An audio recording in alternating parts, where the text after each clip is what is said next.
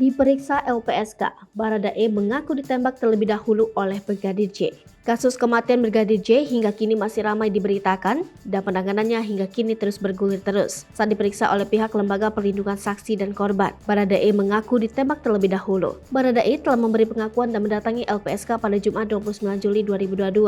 Hal ini untuk menjalani pemeriksaan psikologis terkait permohonannya agar dilindungi. Ketua LPSK Hasto Atmojo Suroyo menerangkan, Baradae mengaku terlibat baku tembak dengan Brigadir Yosua. Diakuinya, Brigadir Yosua menembak dirinya terlebih dahulu. Untuk itu, Baradae lantas melepaskan tembakan terhadap Brigadir Yosua. Pengakuan Baradae ini masih seperti yang dikatakan pihak kepolisian dan Komnas HAM selama ini. Hasto juga membeberkan kondisi Baradae saat pemeriksaan. Diungkapkan secara psikologis, Baradae terlihat dalam kondisi biasa. Baradae mengaku tak mendapatkan ancaman atau tekanan dari pihak lain soal kasus ini. Diketahui hingga kini, status Baradae masih sebagai pemohon, sehingga belum dilindungi oleh LPSK. Sementara itu, Wakil Ketua LPSK Edwin Partogi menerangkan, Baradae masih akan menjalani pemeriksaan psikologi selanjutan pada pekan depan.